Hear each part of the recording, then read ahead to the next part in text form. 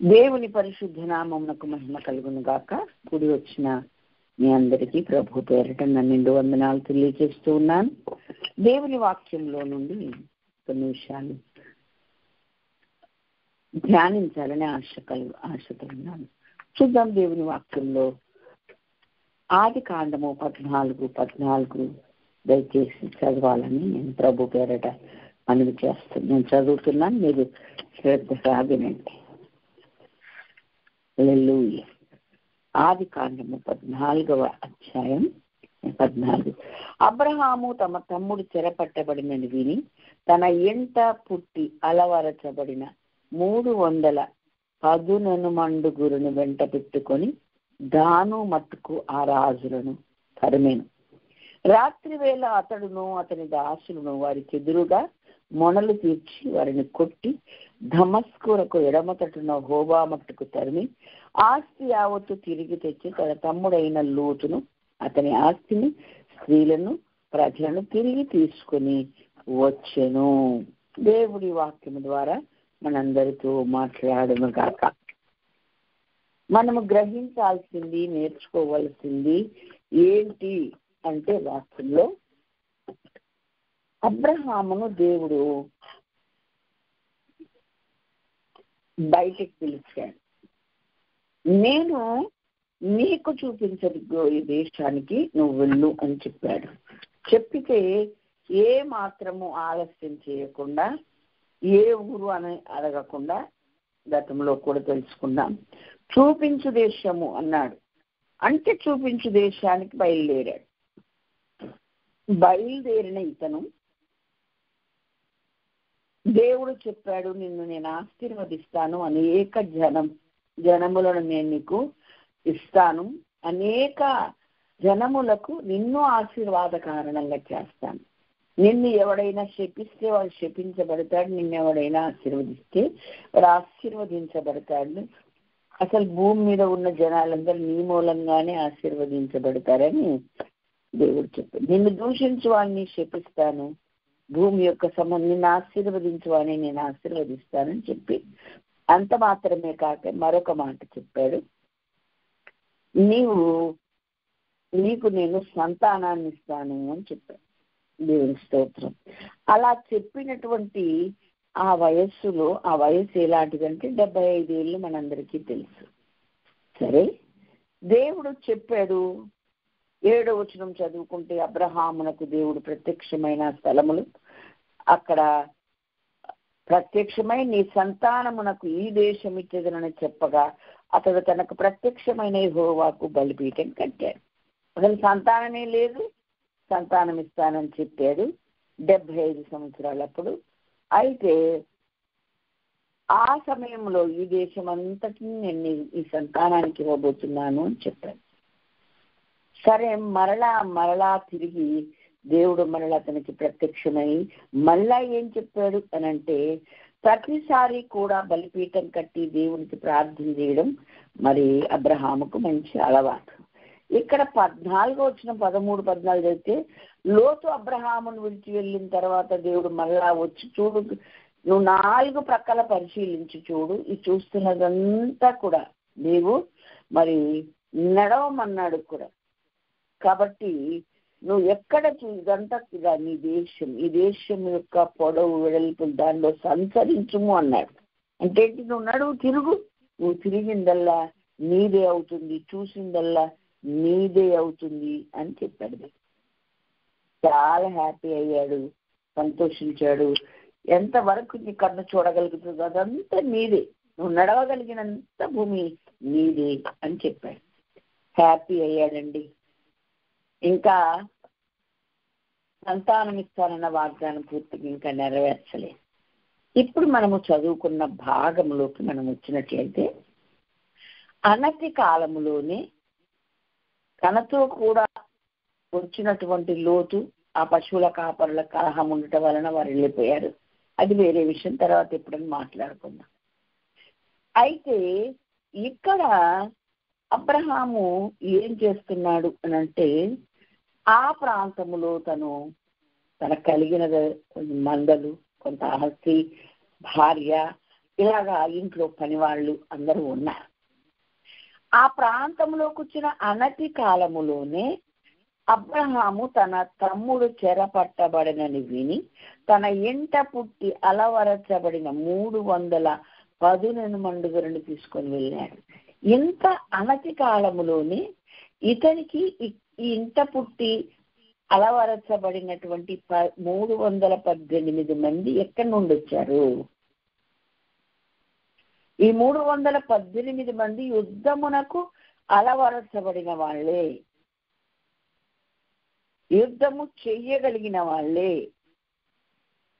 ఏమండి, వాళ్ళే అంతమంది ఉంటే మరి పెద్దవాళ్ళు, ముసలి వాళ్ళు, పిల్లలు, వీళ్ళందరికీ వంటలు చేసిన నౌకర్లు, వాళ్ళు వీళ్ళు దినమునకు పూటకు అబ్రహాం ఇంట ఎంతమంది భోజనం చేస్తున్నారు, ఎంతమంది ఇంట్లో ఉన్నారు, ఆ లెక్క మనకిట్టే తెలిసిపోద్ది. ఆ యుద్ధం చేసేవారిని ఎంత త్వరగా ఎంత చక్కని ట్రైనింగ్ ఇచ్చాడంటే దాదాపు ఆ సొదొమ అక్కడున్న ప్రాంతానికి 5 రాజులు వచ్చారు. ఆ 5 రాజులను కూడా వీళ్ళు జయించి ఎవరి చేతిలో చెరపట్టబడి ఎవరికి అప్పగించబడ్డారో వాళ్ళందరినీ విడిపించి తీసుకుని ఆస్తితో సహా తీసుకుని ఆ తమ్ముడిని మరలా అక్కడ నిలబెట్టి వెళ్ళిపోయాడు. ఏమండి, మనము గమనించాల్సింది ఏంటంటే ఇతను దేవుడు బయటికి పిలిచాడు, ఇదంతా నీకు స్వాస్థ్యంగా ఇస్తానన్నాడు. పూర్తిగా ఇంకా ఆయనకు వశము చేయలేదు, స్వాస్థ్యంగా ఇవ్వలేదు. ఆ తర్వాత నేను సంతానాన్ని ఇస్తాను, నీ సంతానానికి ఈ దేశమంతటిని ఇస్తానన్నాడు. నువ్వు చూడగలిగినంత దూరంలో నువ్వు ఎక్కడ చూస్తా, నువ్వు ఎంత దూరం సంతరించగలుగుతావు, అదంతా నీదే అని చెప్పాడు. చెప్పినప్పుడు సంతోషంతో బయలుదేరాడు. మనకు బైబిల్ పరిచయం ఉన్న వాళ్ళందరికీ తెలుసు. మనము నేర్చుకోవలసినటువంటి భాగం ఏంటి, పాఠం ఏంటి అంటే, ఏ రోజున దేవుడు పిలిస్తే లోకము పాపం నుండి తన వారి నుండి తన కలిగిన వారందరి నుండి బయటకు వచ్చేసాడు. ఎవరు వాళ్ళు? మెసొపొతేమియాలో ఉండే కల్దీయాను ఊరు అని పట్టణములో ఆయన విగ్రహ సంబంధమైనటువంటి బొమ్మలు చేసుకొని బొమ్మలు దేవుడు బొమ్మలని వాళ్ళ నాన్నగారు చేస్తే ఈయన అమ్ముకునే ఆ డ్యూటీ అయినది. కానీ మహిమ కలిగిన దేవుడు ప్రత్యక్షమై మాట్లాడితే ఆ మాట విని మనకందరికీ తెలుసు. నేను ఇంతకాలం మా నాన్నగారు ఎన్నో బొమ్మలు చేసి ఇంట్లో పెట్టారు. ఏ దేవుడు ఎప్పుడు మా నాన్నగారితో మాట్లాడలే, మాతో మాట్లాడలే. నేను నెత్తి మీద బుట్టలో పెట్టుకొని అమ్ముకుంటూ వెళ్ళాను. నాతో ఏ విగ్రహము ఏ బొమ్మ మాట్లాడలే. కానీ ఇప్పుడు నాతో మాట్లాడుతున్న వారు ఎవరంటే ఆయన దేవుడును, నేనే నీ దేవుడని చెప్తున్నాడే. ఇదంతా ఆశ్చర్యమైతే నాకు అర్థమైనట్టు, నేను ఆలోచించినట్టు, ఇప్పుడు నేను వీటిని చేసి మేము అమ్ముతున్నాం, వీటిని మేము చేశాము, మరి నన్ను చేసింది ఎవరు అన్న ఆలోచన ఎప్పుడైతే అబ్రహాములోకి వచ్చిందో దేవుడు వెంటనే అబ్రహాముతో మాట్లాడు, అబ్రహాము నీకు వచ్చిన ఆలోచన కరెక్ట్, నీవు ఆ దిశగా ఆలోచిస్తున్నావు కరెక్ట్. మూగగా బొమ్మలు చేసుకుంటూ ఇదే వృత్తినే అమ్ముకుంటూ బతుకుతున్నవాడు మీ నాన్న ఇంకా చాలా మంది ఉన్నారు. అసలు వాళ్ళకి ఎప్పటికీ ఆ ఆలోచన రాలేదు వాళ్ళకి ఇప్పటి వరకు. నీకు వచ్చింది చూసావా? నిజంగా నువ్వు కరెక్ట్గానే ఆలోచించావు, కరెక్ట్గానే యోచించావు. ఇప్పుడు నేను నీకు దేవుడిని, నీ దేవుడిని, నిన్ను చేసిన వాడు నేనే, నీ సృష్టికర్త నేనే, నీ కొరకు ఆకాశం భూమి సముద్రమందులో సర్వం సృష్టించిన వాడని కూడా నేనే.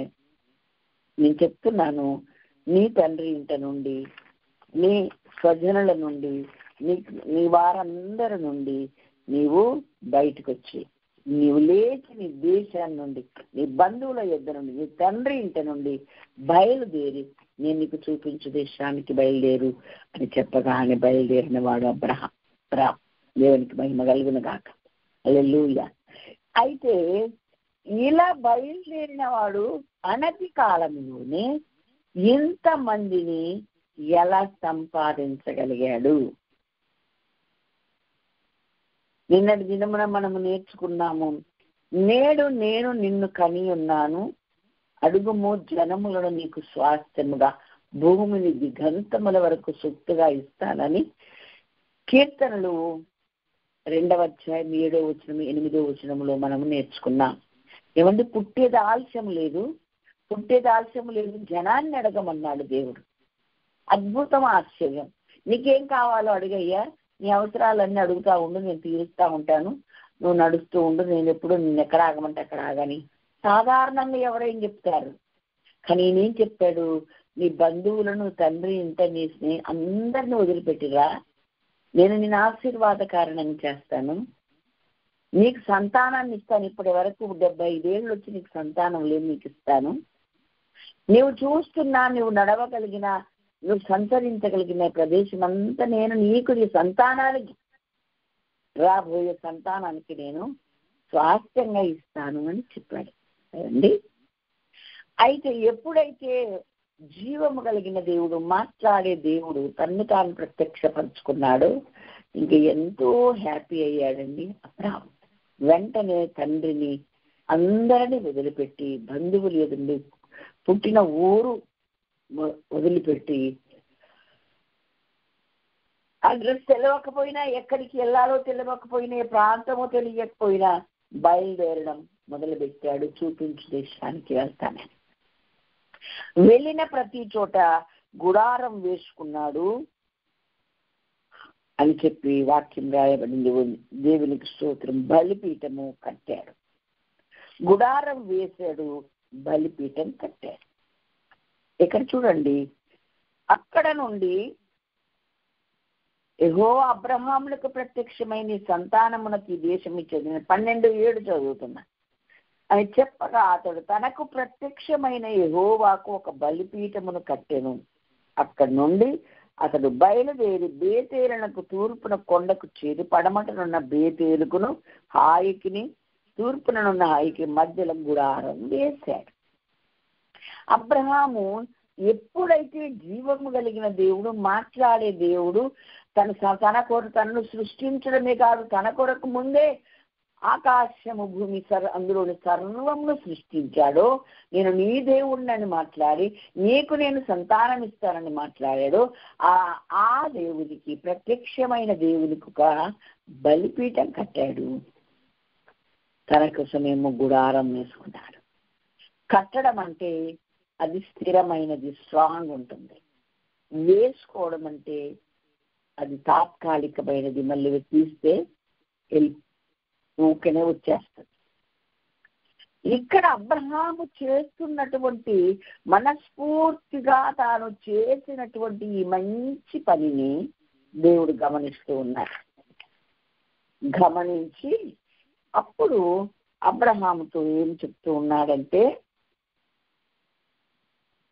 నేను నీకు సంతానమును ఇస్తాను, ఆ సంతానంకి దేశం ఇస్తానని చెప్పిన దేవుడు ప్రతి చర్యని గమనించుకుంటూ వస్తున్నాడు. ఇంకా ఇతను ఎంత మంచివాడు, ఎలాంటి వాడు అతనంటే, అతనికి ధనము 13వ అధ్యాయంలోనే అతడు ధనము, అబ్రహాము తన కలిగిన సంవత్సరము తన భార్యను లోతును, అబ్రహాము వెండి బంగారములు కలిగి, పశువులు కలిగి బహుధనవంతుడై ఉన్నాడు. అంతగా దేవుడు దీవిస్తూనే ఉన్నాడు. మాట ఇచ్చి నెరవేర్చే దేవుడు కనుక దీవించాడు. అయితే ఏ విషయములోనూ అతను గర్వించడం కానీ, మరొకటి ఆలోచించడం కానీ లేదు. పిలిచిన దేవుని ఉద్దేశం చేయడానికే, ఆయన మనస్సు హత్తుకొని పోవడానికే ఆ ప్రతి చర్య చేస్తున్నాడు, ప్రతి పని చేస్తున్నాడు. ఆ ధ్యాస, ఆ ధ్యానం అంతా అలాగే కనబడుతుంది. దేవునికి స్తోత్రం. ఎందుకంటే పశువుల కాపరులకు గొడవలు వస్తే, ఏరా నువ్వు ఎలాంటి ఏంటి అని బెదిరించడమో కోప్పడమో చేయకుండా, అలా మనం దెబ్బలు ఆడుకోకూడదు, మనకు బంధువులను కనుక మనకు కలహం ఉండకూడదు, నువ్వు ఇంకో వైపుకి వెళ్తే నేను మరొక వైపుకి వెళ్తానని సామరస్యంగా, సమాధానంగా అతను దూరంగా వెళ్ళేలాగా ఆయన మాట్లాడాడు. నువ్వు ఇటు వెళ్తే నేను ఇటు వెళ్తా, నీకు నాకు గొడవద్దు అని చెప్పి అతను వెళ్ళిపోయిన తర్వాత దేవుడు వెంటనే అతని చెయ్య నచ్చి మరలా ప్రత్యక్షమయ్యాడు. మరలా మాట్లాడారు, నువ్వు సంచరించే భూమి అంతా నీదే, చూసేదంతా నీదేనని చెప్పాడు. ఇలా చెప్పుతూ పోతుండగా ఆయన ప్రయాణం చేస్తూ వెళ్తూ ఉండగా అతని మాట తీరు కానీ, అతని క్యారెక్టర్ కానీ, అతని విధానం కానీ, అతని పద్ధతి కానీ, పని వాళ్ళతో అక్కడ ఉన్న వాళ్ళతో తన మసులుకునే విధానము కానీ, భార్య భర్తలు ఉండే విధానము కానీ, ఆ పద్ధతి, ఆ యొక్క వాళ్ళ వేషధారణ, వాళ్ళ ప్రతిదీ కూడా అక్క ప్రాంతములో ఉన్న జనములు గమనించి వాళ్ళని పలకరిస్తే మహాగుణుడైన దేవుని గురించి తప్ప మరొక మాట వాళ్ళకి లేదు. లేకుంటే మేమెందుకు ఈ ప్రాంతానికి వస్తాం, మేమెవరమో ఇక్కడికి ఎందుకు వస్తాం, మా వాళ్ళందరినీ వదిలిపెట్టి మేము ఒంటరిగా ఎందుకు వస్తాం? ఆకాశమునకు భూమికి సృష్టికర్త అయినటువంటి మహాగణుడైన దేవుడు మమ్మల్ని పిలిచాడు. ఆయన మాట చొప్పున మేము బయలుదేరి వెళ్తున్నాము. చూపించు దేశాన్ని ఆయన మాకు ఇస్తానన్నాడు. ఎప్పుడు చూపిస్తాడో, ఎప్పుడు ఇస్తాడో అప్పటి వరకు మా ప్రయాణం ఇలాగే కొనసాగుతుంది, మేము ఇలాగే వెళ్తాము అంటాడు. అక్కడ కూడా చూడండి, తాను మొదట బలిపీఠము కట్టిన చోటకు చేరాడు. అక్కడ కూడా బలిపీఠం కట్టి ప్రార్థన చేశాడు. ఏమండి, ఎక్కడికక్కడ బలిపీఠాలు కడతాడు, గుడారాలు వేస్తాడు. అంటే మీరు ఇంకా ముందు చదివితే 18, నేను చదువుతున్న 13, హెబ్రోనులోని మమ్రే దగ్గరనున్న సింధూర వృక్షములో దిగి అక్కడ యెహోవాకు బలిపీఠం కట్టెను, తన గుడారం వేసుకున్నాడు, దేవునికి బలిపీఠం కట్టాడు. ఎక్కడ చూసినా బలిపీఠాలు కడుతున్నాడు, గుడారం వేస్తున్నాడు. తాత్కాలికమైనదే నా నివాసము, నేను ఇంకా ముందుకు సాగిపోవాలి, నేను ఇంకా ఆయన చూపించు దేశానికి వెళ్ళాలి. కానీ దేవుడు ఇక్కడ నాకు ప్రత్యక్షమైనడని, నా వెనక వచ్చేవారు కానీ, ఈ ప్రక్కల సంతరించువారు కానీ, నా తర్వాత నా సంతానము కానీ ఇవన్నీ గమనించి తెలుసుకోవాలి. ఎప్పుడెప్పుడు దేవుడు ఏ సమయంలో నాతో మాట్లాడాడో దానికి ఇదొక చక్కని ఆనవాళ్ళుగా ఉండిపోవాలి. బలులు అర్పించడానికి ఇది స్ట్రాంగ్, ఇది ఉండాలి అని. ఏమండి, అది కూడా నేను ప్రయాణం చేసేవాడిని కదా, ఈ ప్రయాణంలో దేవుని కొరకు కట్టే బలిపీఠం కట్టడం ఎందుకు అని కూడా అదే ఏదో తాత్కాలికమైంది. అక్కడ తూతు మంత్రంగా ఏం చేయలే, ఆ విధానములో చేయలే, ఆ పద్ధతిలో చేయలే. అతను అలా ఆలోచనలే అలా లేవు అసలు. అందుకని చూసేవారు, ఆ ప్రాంతపు వారు, అక్కడ ఉన్నటువంటి వారు ఇతని పద్ధతి, ఇతని కుటుంబ పద్ధతిని గమనించి ఒక్కొక్కరు ఇతని పక్షంగా చేరడం మొదలు పెట్టారండి. వారికి జీవము కలిగిన దేవుని, మాట్లాడే దేవుడు, సర్వాధికారి, సర్వ సృష్టికర్త అయిన దేవుని గురించి మరి చెప్పడం, వాళ్ళు తమ వారిని విడిచి ఈయనను వెంబడించడం మొదలు పెట్టారు. అలా దాదాపు కొన్ని 100 మందిని, ఇంకా శరీర సంబంధమైన సంతానము తనకు లేకముందే తను ఇంతగా సంపాదించుకున్నట్లుగా దేవుని వాక్యం ద్వారా మనము నేర్చుకుంటూ ఉన్నాం. దేవునికి మహిమ కలుగును గాక. హల్లెలూయా. ఈ ఆదామే అందుకే ఆయన మూల పురుషుడయ్యాడు.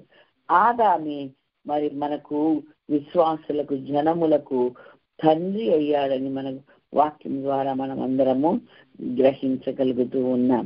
దేవునికి స్తోత్రం. హల్లెలూయా. దేవుడు మాట్లాడే ప్రతి మాట శ్రేష్టమైనది, మనకు నమ్మిక పుట్టించేది, ఒక మనకు భరోసానిచ్చేది. అది అబ్రహాము తెలుసుకున్నాడు. హాయికిని మధ్య గుడారము వేసి అక్కడ యెహోవాకు బలిపీఠం కట్టి యెహోవా నామమున ప్రార్థన చేశాడని 12:7 తనకు ప్రత్యక్షమైన దేవునికి బలిపీఠం కట్టాడు. తాను గుడారం వేసుకొని ఇంకా ప్రయాణం చేస్తూ అక్కడ బలిపీఠం కట్టాడు. మరలా ఎక్కడ మొదట బలిపీఠం కట్టాడు, అక్కడికి ప్రార్థన చేశాడు. ఎక్కడ దేవుడు అతనికి మాట్లాడుతూ ప్రత్యక్షమవుతున్నాడో, ఇక్కడ 13-14 లోతు విడిచి వెళ్ళగానే మరలా దేవుడు ప్రత్యక్షమైతే అక్కడ 18వ వచనంలో ఆ సింధూర వృక్షములో దిగి అక్కడ యెహోవాకు బలిపీఠం కట్టే. ప్రతి చోట బలిపీఠం ఎందుకు కడుతున్నాడంటే దేవుడు నాతో మాట్లాడాడు, ఇక్కడ నాకు దేవుడు ప్రత్యక్షమయ్యాడు. ఆయన ప్రత్యక్షమయ్యే దేవుడు, ఆయన మాట్లాడే దేవుడు, ఆ మాటను స్థిరపరిచే దేవుడు. ఆయన మాటలు వింటే నమ్మకం పుట్టిస్తున్నాయి, నమ్మకమునకు ఆస్పదమైనటువంటి దేవుడు ఆయన అని ఎప్పటికప్పుడు బలిపీఠాలు కడుతున్నాడండి.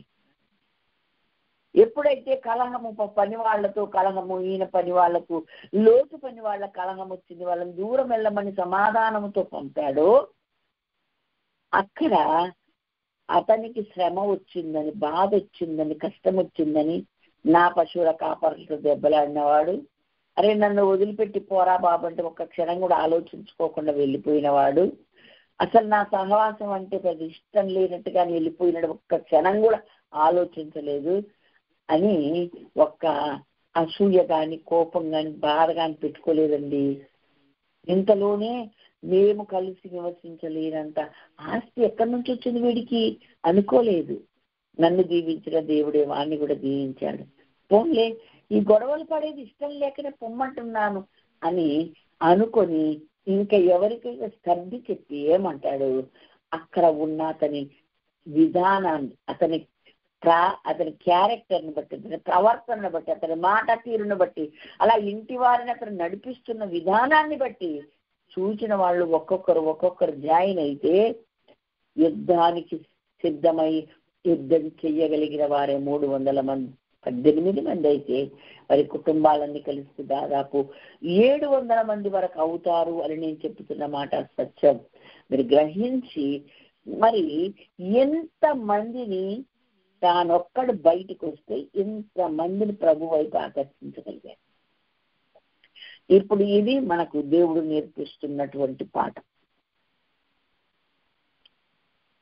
మనము రక్షించబడి ప్రభువులో మనము నూతన సృష్టిగా మారడం మనం ఆలోచించుకోవాలి. మన వల్ల కానిది ఏదైనా మనం ప్రభువుని అడిగితే తప్పకుండా ఆయన చేస్తాడు. ఏదైనా సరే ప్రభు అడిగితే చాలు, ఆయన చెయ్యగలిగిన సమర్థుడు అని మనకు తెలుసు. దేవునికి స్తోత్రం. హల్లెలూయా, హల్లెలూయా. కాబట్టి మనం గ్రహించాల్సింది ఏంటి అని అంటే, మనము లోకము నుండి, పాపము నుండి, శాపము నుండి బయటకు వచ్చాం గనక మనం ఎంతమందిని ప్రభు కొరకు తయారు చేయగలుగుతున్నాం. ఎంట పుట్టి యుద్ధమునకు అలవర్చబడగలిగిన 318 మంది యోధులనే తయారు చేశారు. వాళ్ళు 5 రాజులను యుద్ధం చేసి వాళ్ళు జయించి తీసుకొని వచ్చి తన తమ్ముడి కలిగినంత సంతానాన్ని, పిల్లల్ని, స్త్రీలను అందరినీ తిరిగి అప్పగించారు. ఆ సొదొమరాజు ఆయనను కలుసుకొని అబ్రహామును, మనుషులను నాకు ఇచ్చి ఈ సంపాదించిన ఆస్తి అంతా నీవు, నీ సైన్యం, నీ ఇంట పుట్టి అలవర్చబడిన వారు దెబ్బలాడితేనే వచ్చింది, ఇది మా వల్ల ఏమి కాదు, నువ్వే తీసుకో అన్నాడు సొదొమరాజు. అప్పుడు ఏమన్నాడండి, నేనే అబ్రహామును ధనవంతునిగా చేసి నువ్వు చెప్పకుండానట్టు ఒక నూలు పోకు కూడా, చెప్పుల వారు కూడా నాకు అక్కర్లేదు లేదని భూమికి నీ ఆకాశమునకు సృష్టికర్త అయిన సర్వోన్నతుడైన దేవుని ఎదుట నేను ప్రమాణం చేస్తున్నాను, నాకేది అవసరం లేదు. కాకపోతే పనివారు వచ్చారు, కొంతమంది వచ్చారు నాతో, ఆనేరు, ఎస్కోలు అనే వాళ్ళు వచ్చారు, ఇంకా వాళ్ళకి ఏమన్నా భాగాలు రావాల్సి అవి ఇచ్చి పంపించండి, కానీ నాకు మాత్రం ఏమీ అవసరం లేదని ధైర్యంగా ప్రకటించిన వాళ్ళు. మనము గ్రహించాల్సింది ఏంటంటే ఇతని నిబద్ధత. యెరెమీయాలు అంటాడు 9:8 అతడు నమ్మకమైన మనస్సు గలవాడని ఎరిగి ప్రభు పిలిచాడంట. అందుకని సామెతల్లో ఉంటది, నమ్మకమైన వానికి దీవెనలు మెండుగా కలుగును అని. కాబట్టి నమ్మకమైన వారంగా మనం ఈ లోకంలో, అసలు ప్రభు విశ్వాసులు అంటేనే, నమ్మకం ఉంటేనే విశ్వాసులు అవుతారు. విశ్వాసం అనేది బైబిల్ భాష. ఊళ్ళో చెప్పుకునే వాళ్ళు సమాజంలో చాలా నమ్మకస్తుడండి, చాలా మంచోడండి, చాలా నమ్మిన బంటండి, ఒక యజమాని దగ్గర అలా ఉంటాడండి, ఇలా చెప్పుకుంటారు కదా. కాబట్టి మనము విశ్వాసులమైనప్పటికంటే మరి మనము ఎలాగా ఈ నమ్మకాన్ని ఎలా నిలబెట్టుకోవాలి? విశ్వాసులమైన మనం రోజు ఎదుగుతున్నాం. మనం నమ్మకస్తులముగా దేవుని ఎదుట రుజువుపరుచుకున్న గలిగినటువంటి స్థాయి మనకుంటే తప్పకుండా మనం ఒక సమూహంగా ఏర్పడాలి. ఎవరికి వాళ్ళమే కొద్ది ఒక సమూహాన్ని తయారు చేయగలగాలి. ఎవరికి వాళ్ళమే కొంతమందిని ప్రభు దగ్గరికి నడిపించగలగాలి. ఇది ఉమ్మడితో పని కాదు. అలాగే దేవుడు ఎప్పటికప్పుడు మనము దేవుని సన్నిధిలో పటిష్టమైనటువంటి ఆధ్యాత్మికమైనటువంటి ఒక విధానాన్ని స్ట్రాంగ్ ఏర్పరచుకోవాలి. అదే బలిపీఠం కట్టడం.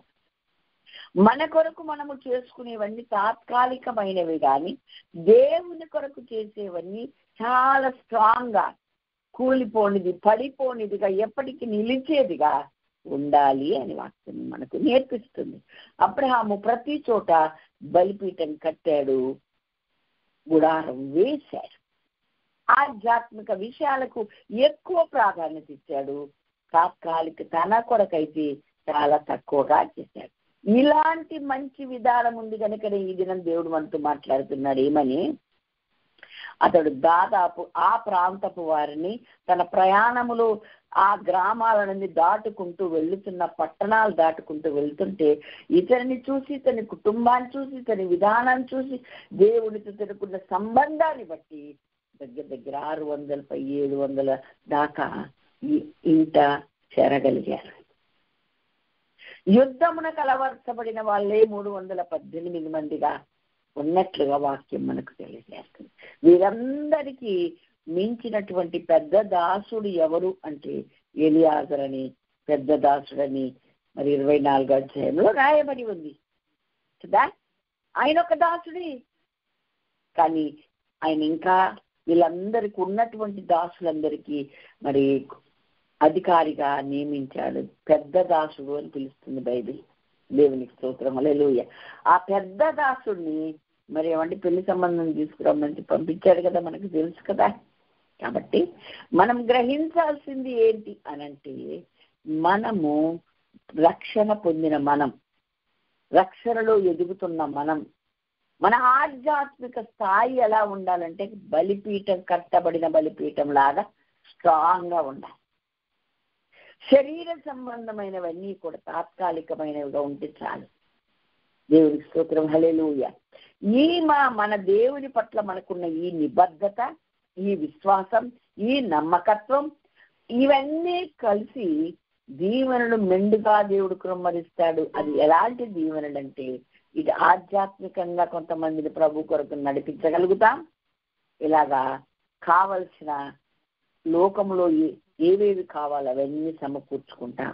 ఏంటా సమకూర్చబడింది ఏదేది అంటే, అనుకోకుండానే దేవుడు అన్ని కలిసి వచ్చేటట్టు చేశాడు. ఆ ప్రాంత ప్రజల్లో అబ్రహాము ధనవంతుడుగా ఉన్నాడు. ఇంట నుండి అన్నిటినీ వదిలిపెట్టి, అంటే ఏది లేకు దేవుడు చూపించే దేశానికి బయలుదేరినటువంటి తను అప్పటికి తిన్న కొంతమందిని తీసుకొని బయలుదేరిన అతను ఎంతగా ఇంట పుట్టి యుద్ధమున కలవర్చబడగలిగిన 300 మందిని తయారు చేయగలిగాడంటే అతని ఆధ్యాత్మిక స్థాయి ఎంత గొప్పగా ఉందో మనం అర్థం చేసుకోవాలి.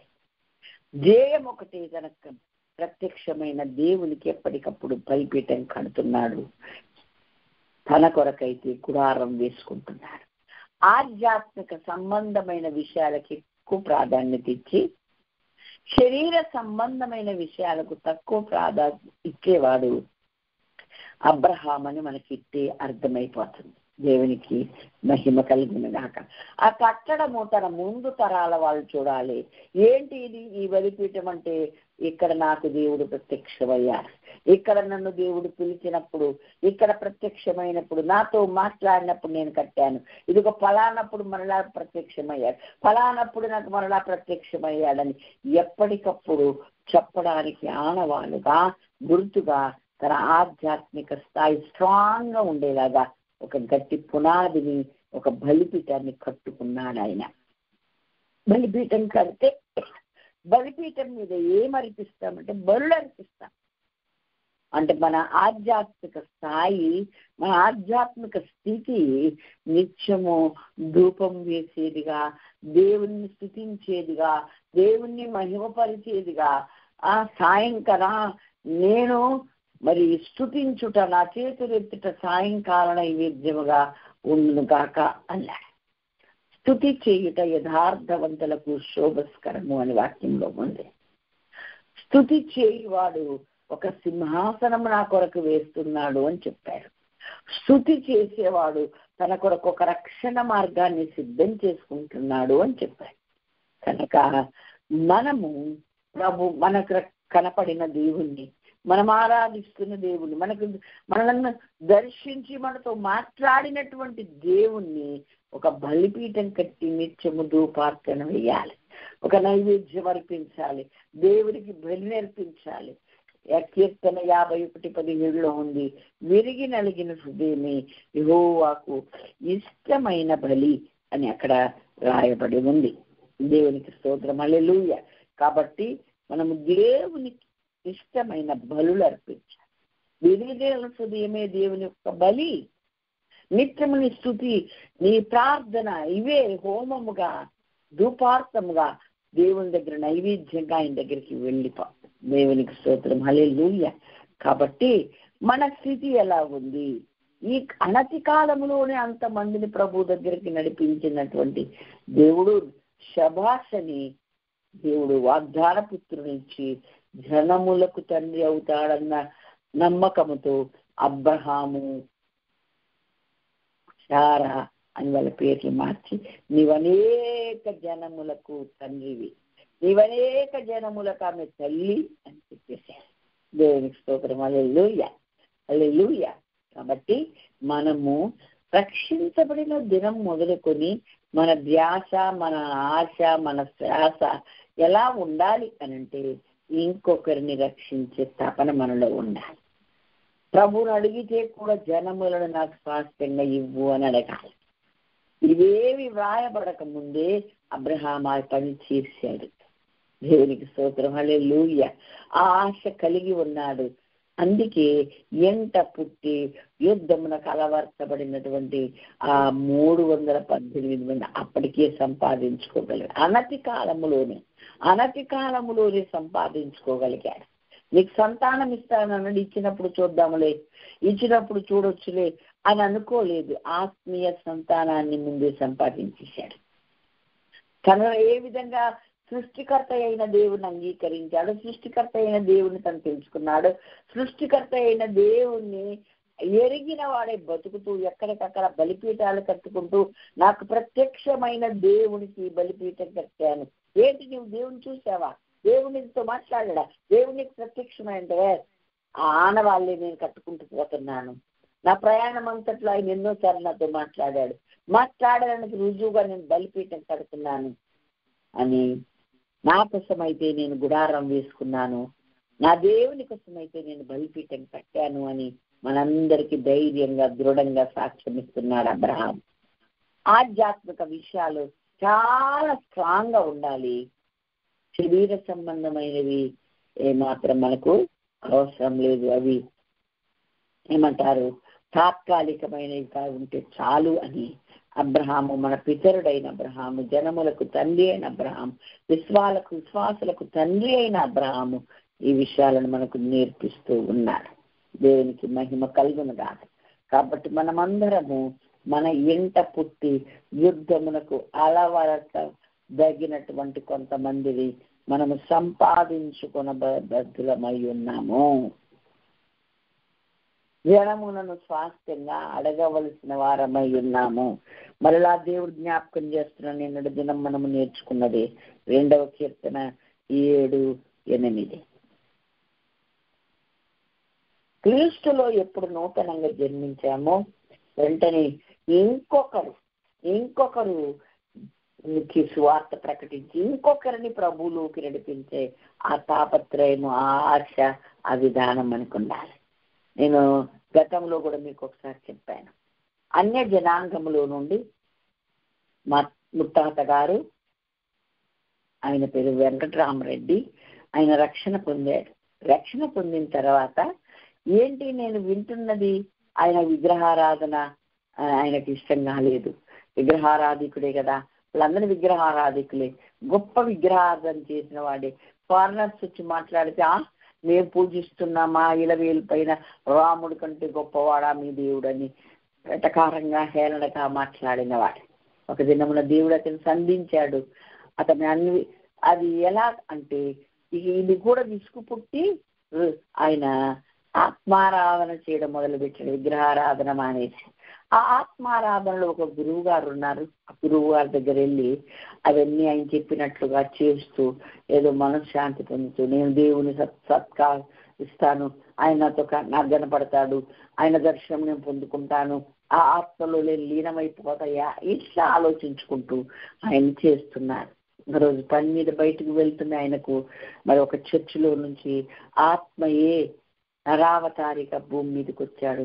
ఆ దేవుడు శరీరం దాల్చుకుని వచ్చాడు, మానవుల రక్షణార్థం ఆయనే ప్రభువైన యేసుక్రీస్తు అని చెప్పడం విని, ఏంటి నేను వింటున్నది, ఆత్మ శరీరాన్ని దాల్చుకుని భూమి మీదకి వస్తే ఆయనే యేసు ప్రభువా, ఆయన మనుషులను రక్షించడానికి వచ్చాడా ఏంటి, నేను ఆత్మారాధన చేస్తుంటే ఆ ఆత్మ అయిన దేవుడు భూమి మీదకి వచ్చాడు, నేను హృదయపూర్వకంగా ఆత్మ దేవుని ఆరాధిస్తున్నాను కదా, నేను ఆరాధిస్తున్న దేవుడు యేసు ప్రభు అంటాడు ఏంటి, ఇది అలాగ అర్థం కాకుండా ఎలా చెప్తున్నాడు ఏంటి అని తన వెళ్ళే పనిని మరచిపోయి వదిలేసి వెంటనే గురువు గారి దగ్గరికి వచ్చి, ఇదేంటి నేను విన్నది, ఇదేంటి సత్యం అని అడిగితే ఆయన, అవునయ్యా కరెక్టే నువ్వు చెప్పింది, నువ్వు విన్నది కరెక్టే, నువ్వు తెలుసుకుంటూ నువ్వు అడిగేది కూడా కరెక్టే, ఆ మార్గం ఆ సత్యంలోకి నువ్వు వెళ్ళు, మంచిదే, నీకు వినబడింది, ఆ మార్గంలో నువ్వు నడుచుకోపు అని చెప్పాడు.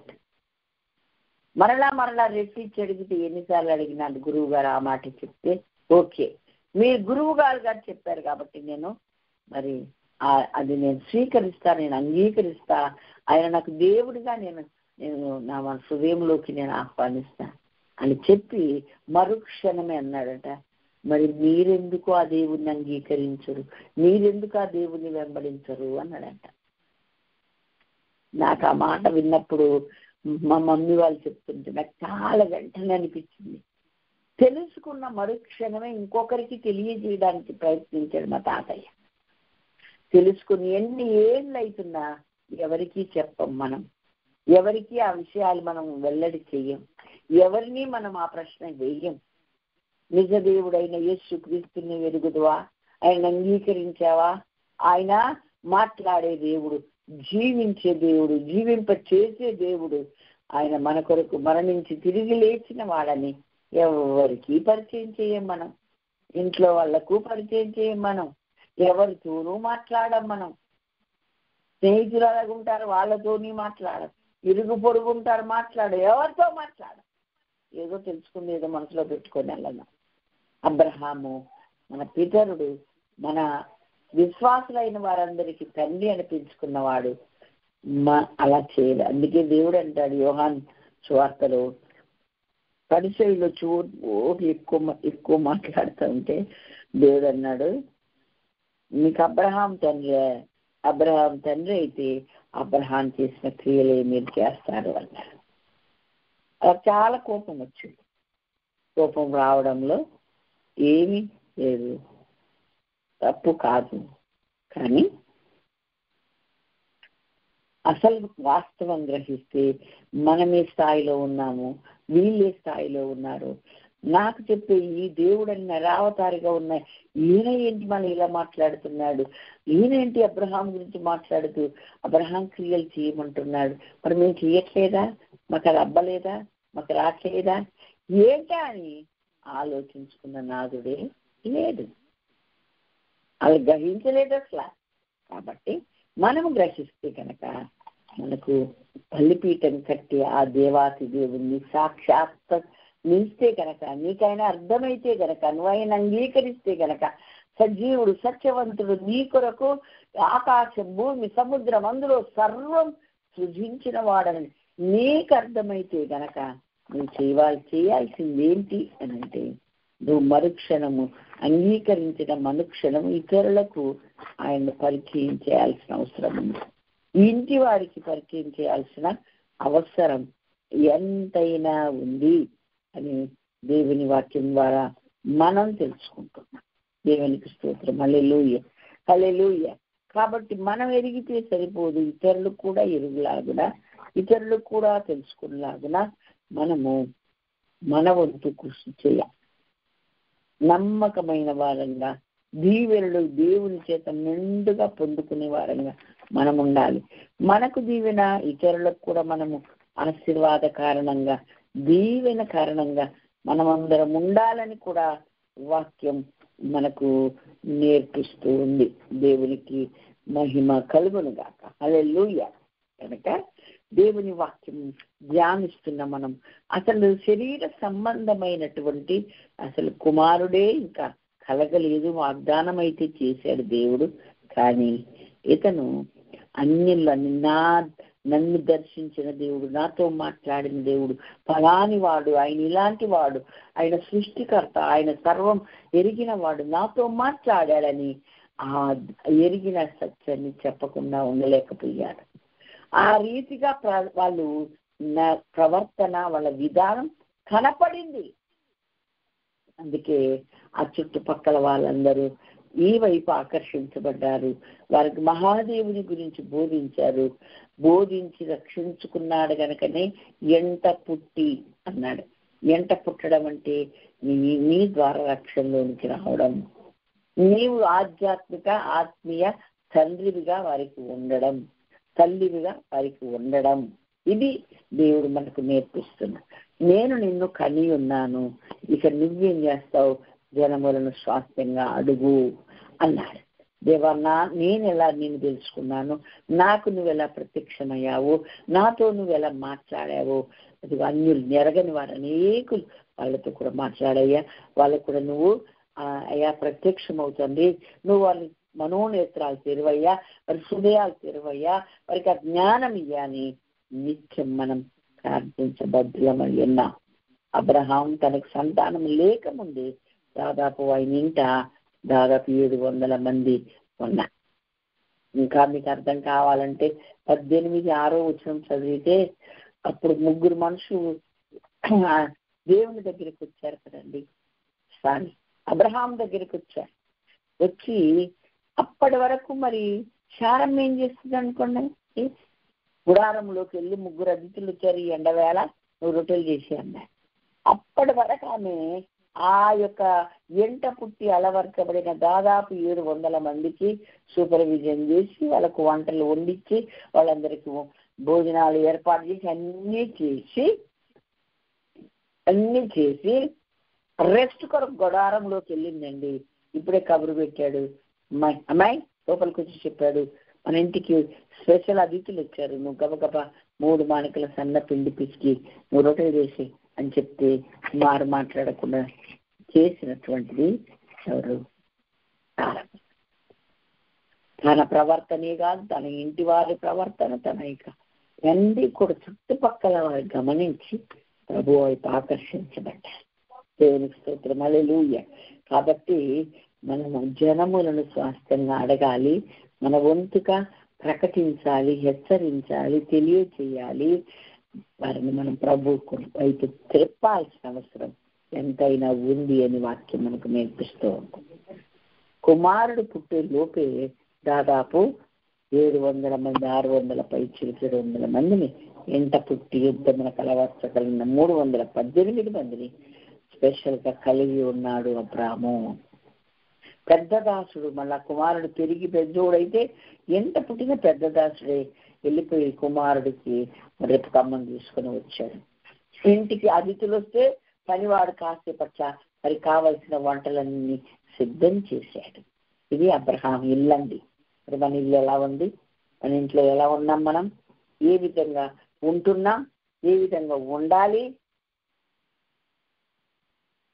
తప్పకుండా దైవత్వము నడిపించి, సంఘాలు నడిపించి అది దైవజనులు చేస్తారు, వాళ్ళ పిలుపది. కనీసం మనము ఇరుగు పొరుగునైనా కొంతమందినైనా మన తోటి వారినైనా రక్షించి దేవుని ఎంట చేర్చే బాధ్యత మనందరి మీద ఉంది. తప్పకుండా ఆ పనికి మనం పూనుకుందాం, ఆ పనిని మనం చేద్దాం. మనకు ఆ అవకాశాలు లేకపోతే యేసయ్య పాదాలు పట్టుకొని కన్నీటితో బ్రతిమలాడుకుందాం. ప్రభు, అబ్రహాములాగా నన్ను పిలిచావు కదా లోకం నుండి, పాపం నుండి, శాపం నుండి నన్ను పిలిచావు కదా స్వామి, ఇప్పుడు జనములను స్వాస్థ్యంగా నాకు దయచేయి, జనములను నాకు ఇవ్వయ్యా, నా ఇరుగు పొరుగును, నా బంధువులను, నా స్నేహితులను కొంతమందినైనా ఎద్దుకు నడిపించి, ఆ మార్గం నాకు అర్థం కావట్లేదు, నాకు నాకు అవగాహన లేదు, నువ్వు నాకు నేర్పించు, నాకు తెలియచేయి, జనములను కొంతమందినైనా నీ దగ్గరికి నేను తీసుకొచ్చే ఆ కృప నాకు ఇవ్వు అని ప్రభువుని అడుగుదాం. జనములను స్వాస్థ్యంగా మనం పొందుకుందాం. అబ్రహాము సంతానముగా మనము కూడా రుజువు చేసుకుందాం. అబ్రహాము క్రియలే మనము కూడా కలిగి జనములకు మరి ఆశీర్వాద కారణంగా ఉందాం. అట్టి కృప దేవుడు మనందరికీ అనుగ్రహించును గాక. దేవుడి మాటలు దీవించును గాక. ఆమేన్. హల్లెలూయా.